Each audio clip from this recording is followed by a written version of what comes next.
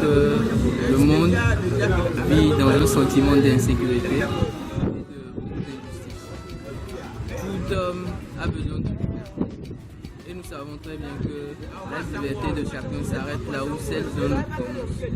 Alors, pour faciliter notre vie, nous devons, en tant qu'être humain, savoir se respecter et respecter la liberté des autres. L'orgueil humain, nous le savons très bien, existe. Mais nous devons, en tant qu'être humain, pouvoir calmer nos ardeurs et respecter chacun. Ce qui nous permettra de vivre ensemble avec la paix.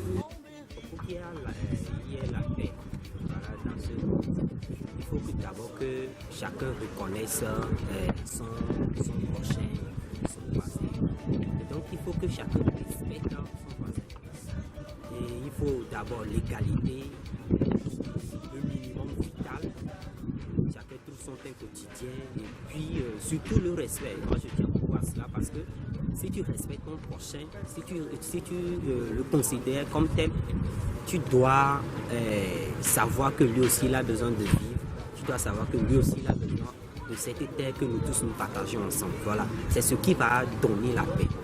Et on dit souvent que la paix ça se cultive, la paix, que ce soit le respect de la religion, le respect de l'opinion, le respect de la personnalité même. Voilà, ce que moi je conçois du monde où il y aura la paix et obligatoirement la joie et autres. En réalité, aujourd'hui, nous assistons à des terrorismes en grande majorité organisés par la jeunesse. Qu'est-ce qui est à la cause de ces terrorismes? Pourquoi cela? Si on se pose cette question, on peut réaliser qu'il y a de l'injustice en réalité qui mine notre société. Si on imagine un peu qui lance les kamikazes un peu partout, peut-être ce sont les gens qui sont un peu marginalisés, qui manquent un peu de sous.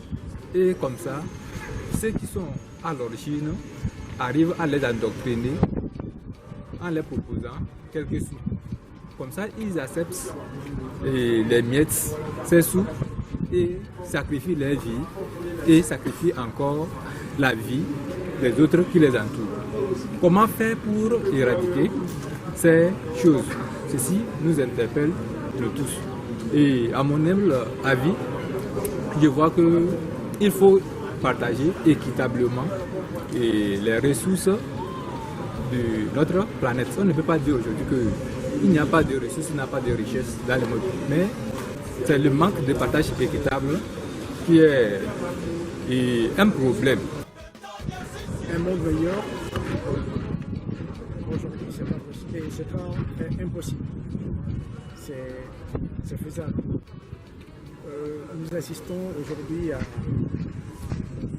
beaucoup plus de radicalisation, pas mal de violences qui se produisent. Il y a beaucoup de causes à cela. Des raisons sont derrière cela, nous comprenons, mais cela ne doit pas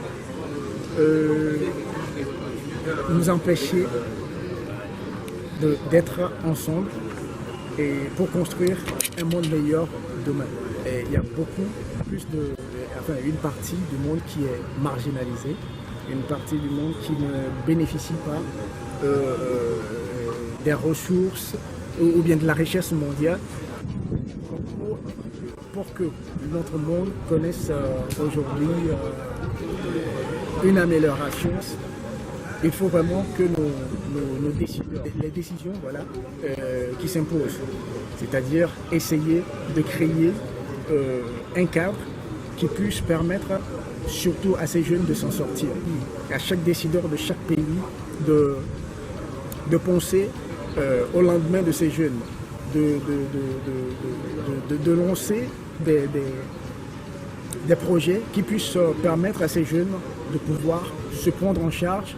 Et une chose est très importante, c'est qu'il faut que nous sensibilisions, que nous conscientisions et cette jeunesse qui a vraiment besoin de comprendre, d'avoir cet esprit de tolérance, non pas utiliser la religion à des fins terroristes n'est pas une bonne chose. Ça avilit d'abord l'image de l'islam et qui en fait n'est pas une religion destinée à la destruction.